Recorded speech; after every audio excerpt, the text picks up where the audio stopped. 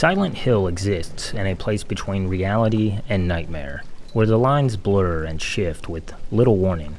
The nightmare part of this shift is what is called the Otherworld.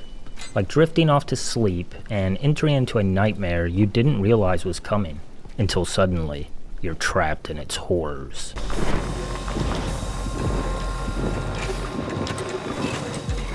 And just like a nightmare is created by the sleeper's mind, the Otherworld is also shaped by the mind or minds of those who are in Silent Hill.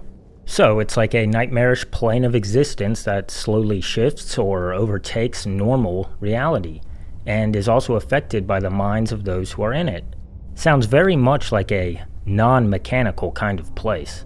But despite this dreamlike nature, the Otherworld exhibits its own characteristics. It has stark industrial and mechanical traits, gears turning and machinery grinding as if the town itself is powered by some sinister, hidden mechanism that's constantly at work. The town is not just a haunted, magical place, but one that is constructed. And when you enter this Otherworld and see this industrial machinery, it's like catching a glimpse of the man behind the red curtain.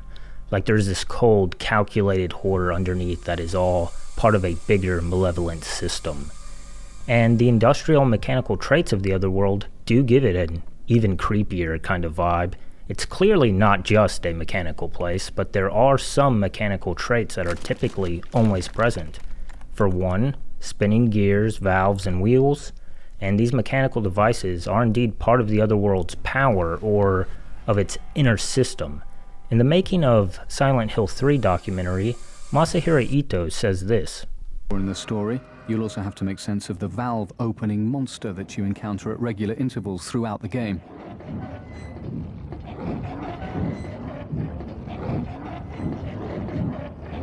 その蛇口であるとかハンドルっていうのは何かを開けたり閉めたりだとか通したりせき止めたりとかっていうするための手段だと思うんですけど、でそのサイレントヒルっていうのが表と裏っていう世界があって、でそれを主人公が行き来するっていう意味ではハンドルであるとか蛇口っていうのは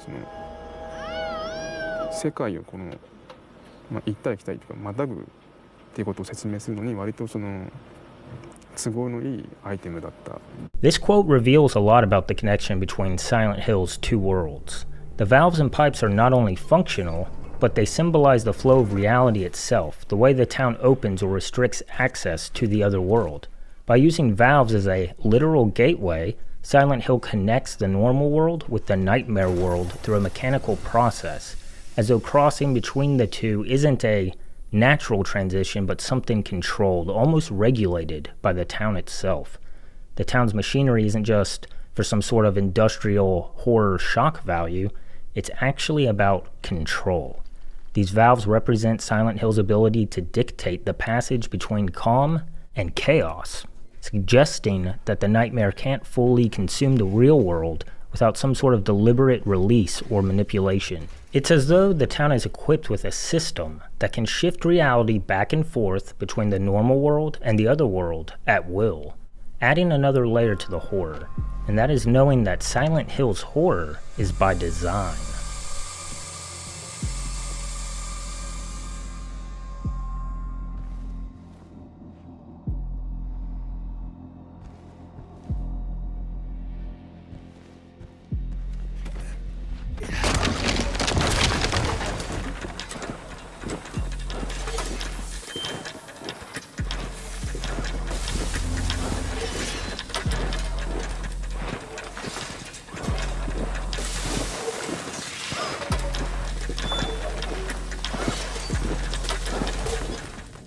The town of Silent Hill spends most of its time in a state that seems almost peaceful.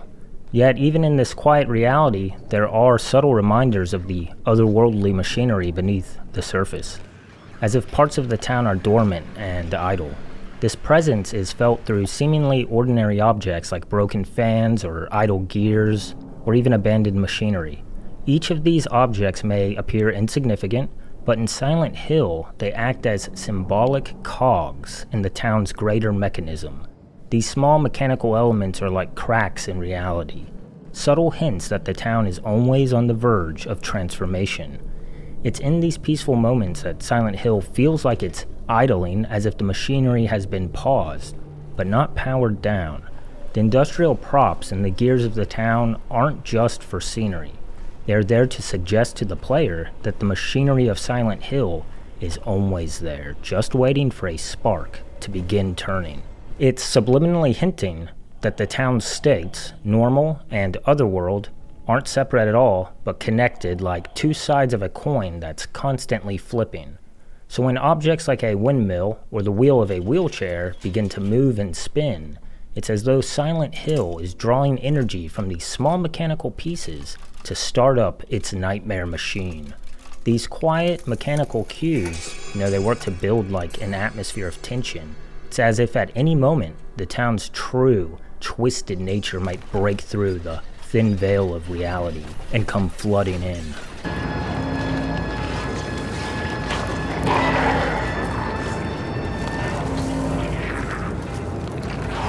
In Silent Hill 1, at the very start of the game when you first witness the Otherworld, Harry comes down this corridor and there is a wheelchair with its wheel spinning.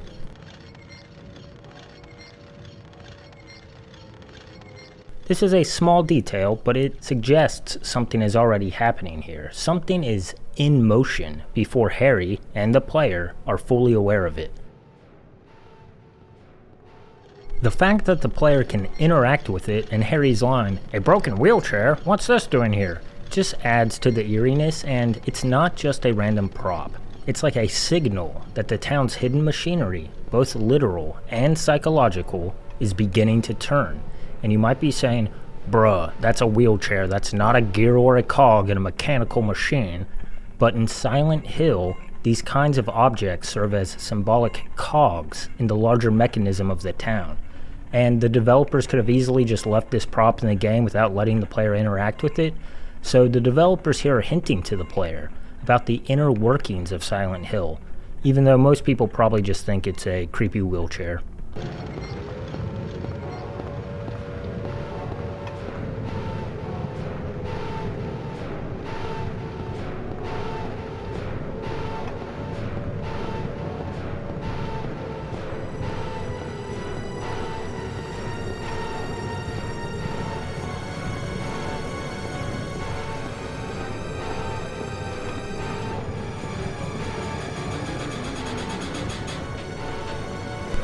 The Silent Hill 2 remake is full of these small mechanical symbolic cogs or gears, objects that seem to spin or turn.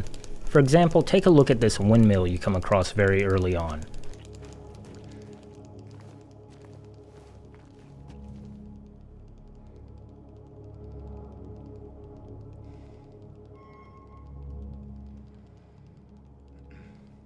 It looks like it's trying to turn, like it's trying to start up. Yet it barely moves, so the town is quiet and peaceful. It's as though the town's hidden machinery is idling, waiting for the right moment to engage. And once the gears or fans start moving fully, that's when the Otherworld truly begins to manifest. These objects, even if they're not literally gears or valves, still represent the underlying machinery of Silent Hill. It's like a hidden force trying to come to life.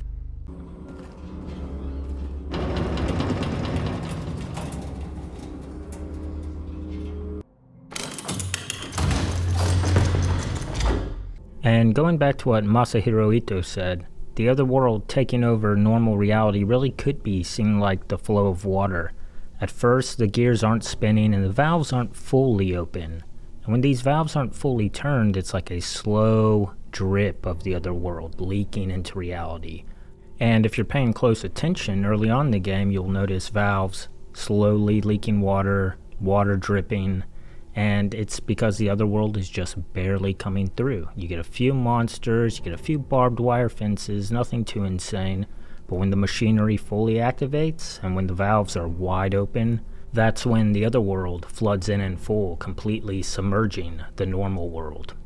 And like I said before, you could think of these objects as representations of the town's dormant power. When things are calm, like with the barely turning windmill, it's as though the town's machinery is idling, waiting for the right moment to come alive. Once the gears or fans start moving fully, that's when the other world truly begins to manifest. So while they are not literal gears, they act as visual metaphors for the deeper machinery of Silent Hill. It's like they're indicators that the town's system is on the verge of activating.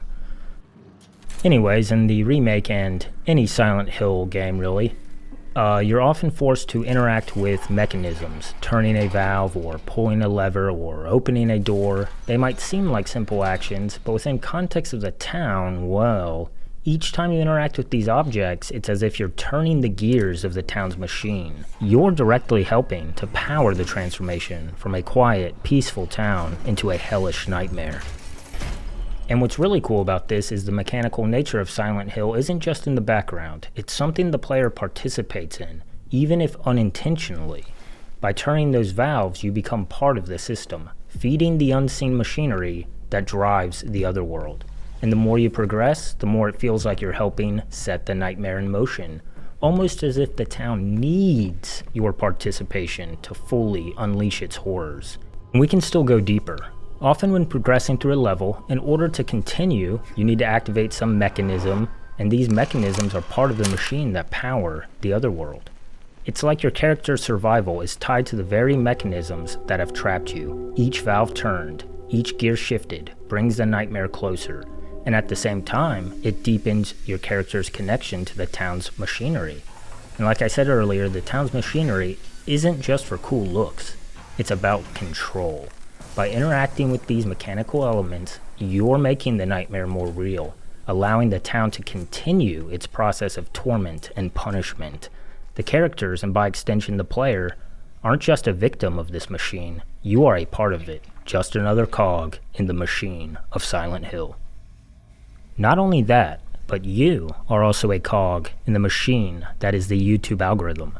So make sure you like this video. And if you want to see more cool videos in the future, make sure you subscribe too. You know, don't be like Eddie. Eddie didn't subscribe, and look how he turned out. Anyway, this has been David with Consternation Evolved. Thanks for watching.